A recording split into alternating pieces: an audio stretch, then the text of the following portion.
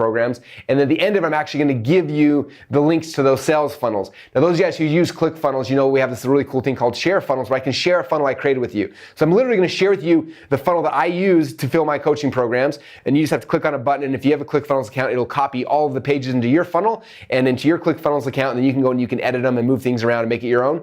And if you don't, then we'll give you guys a free trial of ClickFunnels as well so you can start using it and playing with it. But we'll send you those things at the end of the training, and we'll probably have some links on the page down below. But right now, I just want to spend some time with you to help you understand the psychology behind what sales funnels are, how they work, and how we use them to sell really, really high-end, expensive coaching programs.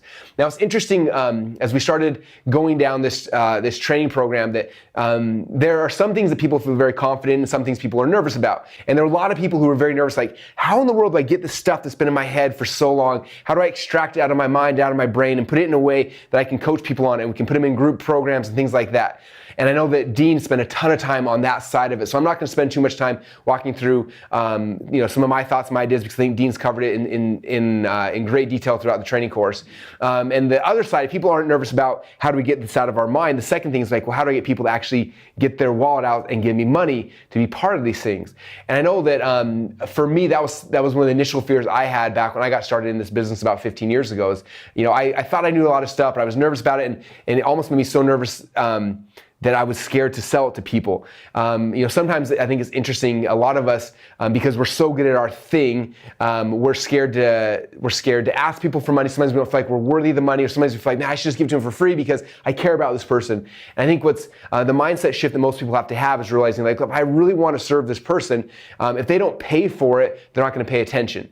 It's been interesting when I first started when I did my very first event, probably 13 or 14 years ago, and I sold tickets to it. It was my first time I ever taught internet marketing to anybody, and I put on this. I had an idea for a workshop, and I started selling tickets to it, and at first, nobody bought it. It was going to be $5,000, and I'm sure you felt that feeling before. You get the idea, you're all excited, you put the idea out there, and then nobody buys. It was like crickets. And the first day, nobody bought, and the second day, nobody bought, and I started freaking out. I'm like, I'm just going to cancel this. I'm just going to walk away. And then third day, somebody bought, which was like the best thing in the world, but it was also like the worst thing in the world, because somebody bought, and I was like, oh my gosh, we sold the ticket. And I was like, I only have one person coming to this event. I'm gonna feel horrible when I bring people to this group and there's only one person there. So I kept trying. I think we ended up selling 3 tickets to that event. And again, I didn't want to have just 3 people show up.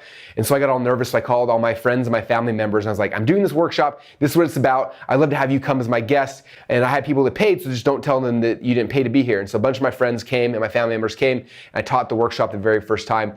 And it was really cool because it helped me to realize, like, the stuff that I did know that people actually, like, everyone, as I was teaching it, they were like hanging on to every single word. And it was like, I got confidence of like, yes, the stuff that I have is valuable.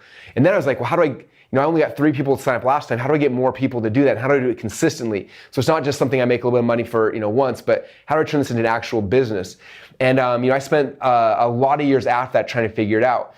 And what's interesting is one of the models that I use, and I'm not going to go deep in this model because I feel like it's a broken model, but just so you kind of understand where these concepts today came from, is we started selling things online. We'd sell a book or a CD or a DVD, and then the first thing we'd do, we'd pick up the phone and call the person who's bought it, and then we'd offer them, hey, you bought this book, how would you like to have access to this coaching program, this group we're putting together? And we'd sell access to these coaching programs.